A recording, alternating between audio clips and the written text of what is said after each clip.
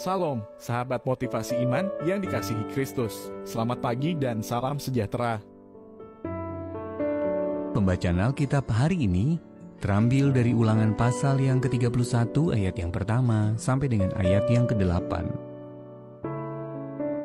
Yosua sebagai pengganti Musa.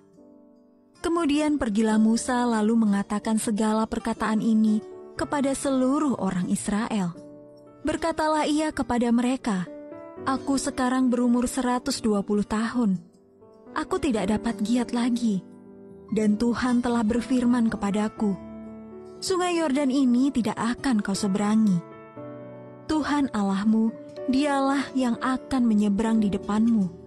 Dialah yang akan memunahkan bangsa-bangsa itu dari hadapanmu, sehingga engkau dapat memiliki negeri mereka. Yosua, dialah yang akan menyeberang di depanmu seperti yang difirmankan Tuhan.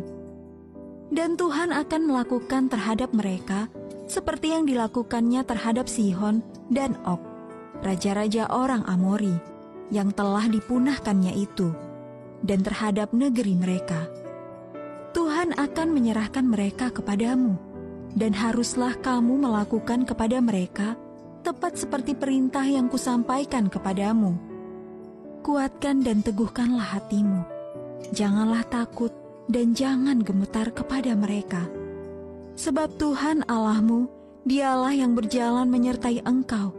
Ia tidak akan membiarkan engkau dan tidak akan meninggalkan engkau."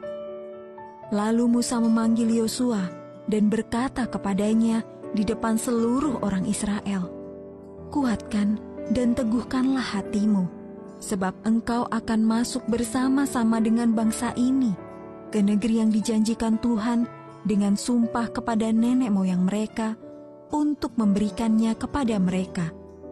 Dan engkau akan memimpin mereka sampai mereka memilikinya. Sebab Tuhan, Dia sendiri akan berjalan di depanmu. Dia sendiri akan menyertai engkau.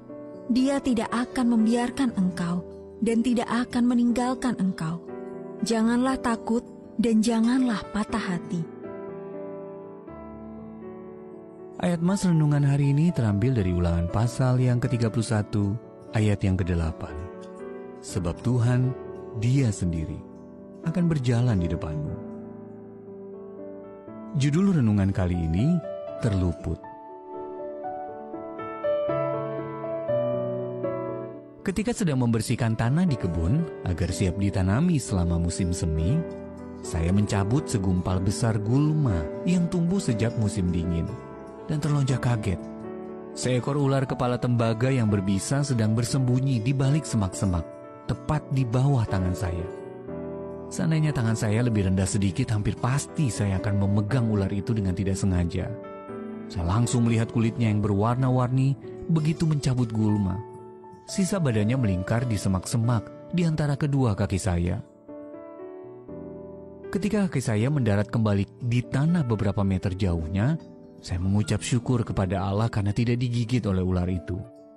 Saya pun bertanya-tanya entah sudah berapa kali Dia meluputkan saya dari bahaya-bahaya yang tidak saya sadari. Allah setia menjaga umatnya.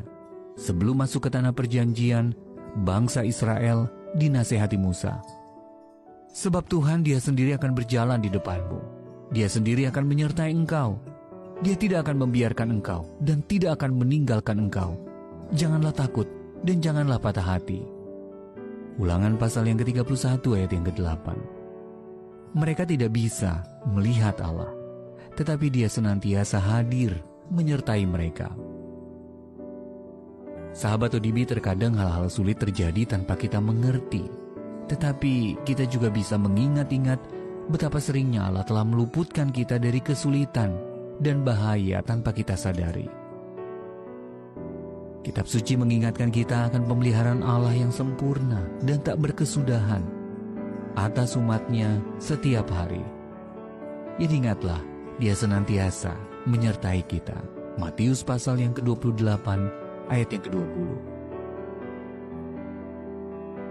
Sahabat ODB, bagaimana kebenaran Alkitab tentang penjagaan Allah atas umatnya dapat membuat Anda merasa tenang? Hari ini siapakah yang perlu mendengar kesaksian Anda tentang kesetiaannya tersebut?